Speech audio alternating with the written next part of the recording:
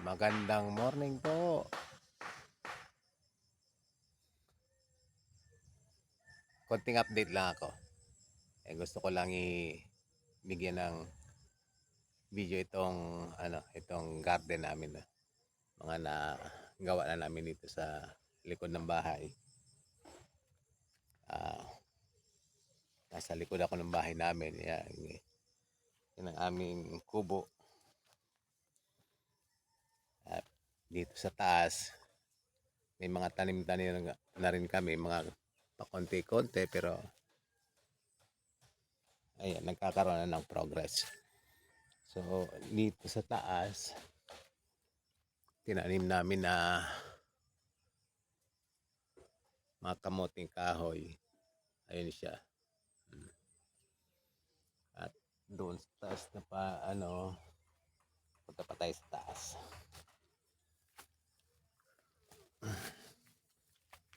Ayan. Okay. Ito yung takuna na dwarf coconut. Okay. Blooming na rin naman siya. At ayun yung isa. Ibaba natin.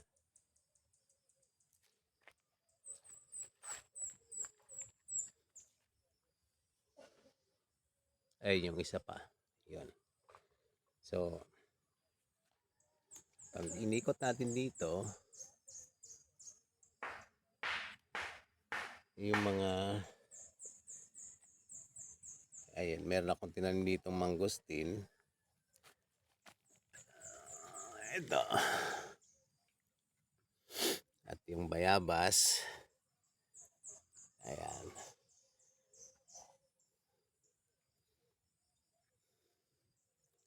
Ito yung mga maliliit na lubi-lubi. Hinaalagaan ko rin, tapos ayan, bayabas.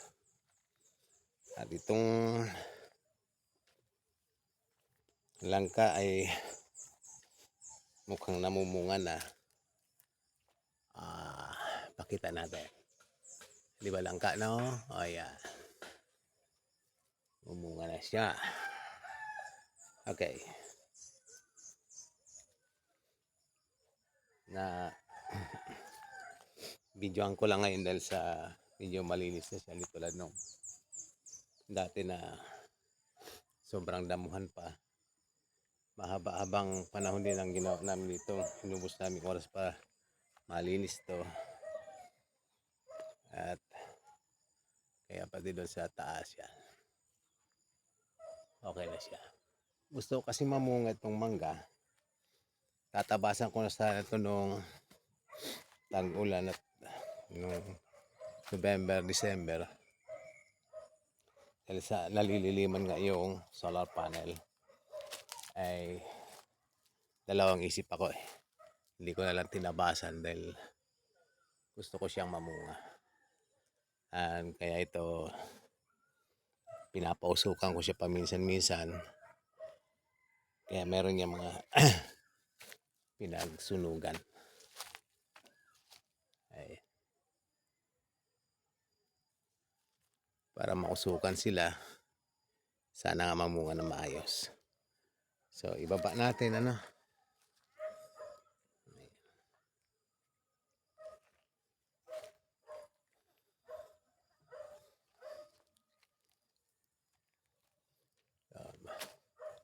baba ako uli para makuha na natin ng video yung sa baba na may mga tanim. Punta natin.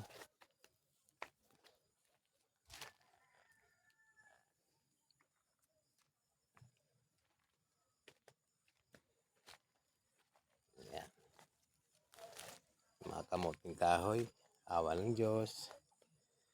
Malalaki na rin siya kahit ngayong sobrang tag-init ay nakakasurvive naman. Bumili na ako ng hose para ipandilig kami, pero unfortunately medyo mahina talaga ang tubig kaya hindi basta makapagdilig.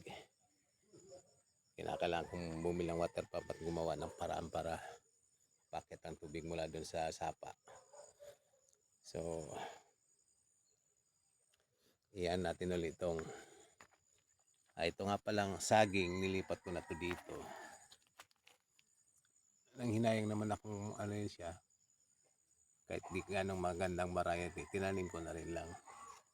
Ayan pa. And sa kabila, ayan, mapapakinabangan pa rin naman yan.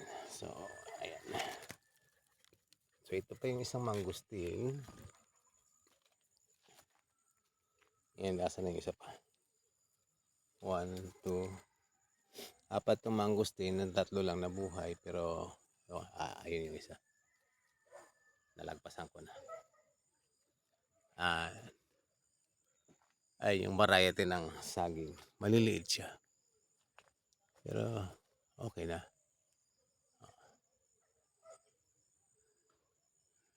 Okay. Sa baba, mabilisan na lang video ko kasi may nagpapatugta na dito at karoon naman ng violation ta kay YouTube copyright na hindi naman kailangan. Ito yung kita ba? Hindi ko nababaligtad ng camera. Ayan. Pasada ko na lang itong lubi-lubi. Then, ayan, punta na tayo dun sa pinaghirapan naming garden. Ayan.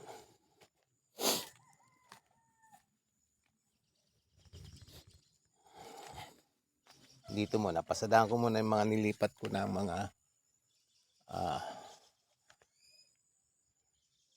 mina yung araw, hindi ko gano'ng makita. Pasensya na, malabo na mata ko. Ito yung mga papaya. Sana nga na nakukuha na ng video. Ayan, mga papaya. Ayun. Sana nga.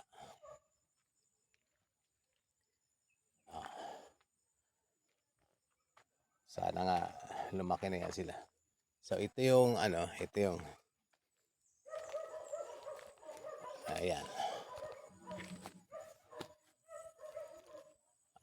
Okay. Kita ba?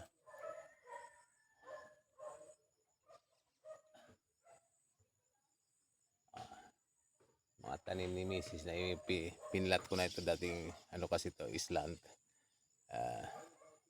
Pagtyagaan namin pantayin, halos pantay na siya.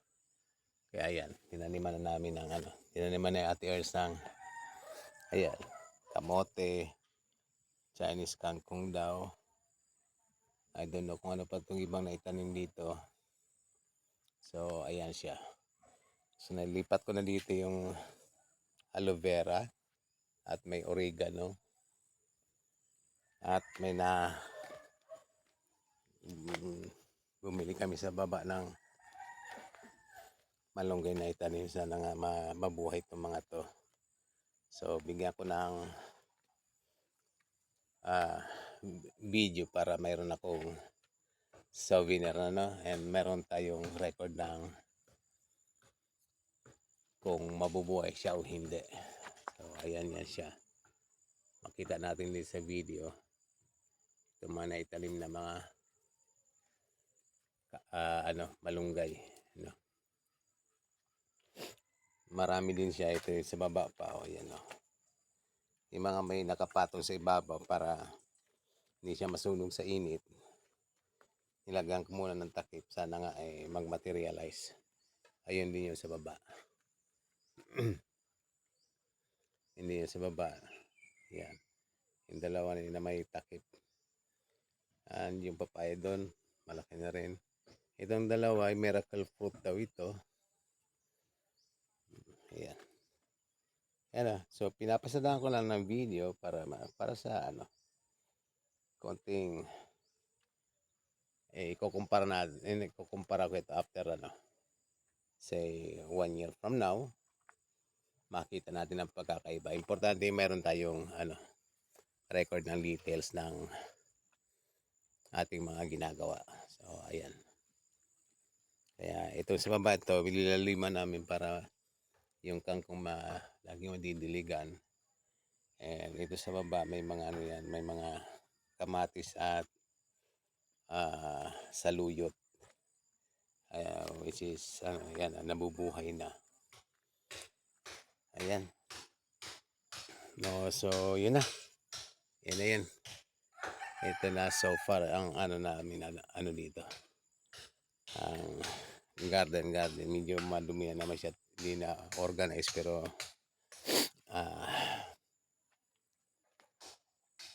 okay na. Going good. Yung mga bato nga pala na napupulot ko, iniipon ko, ayan.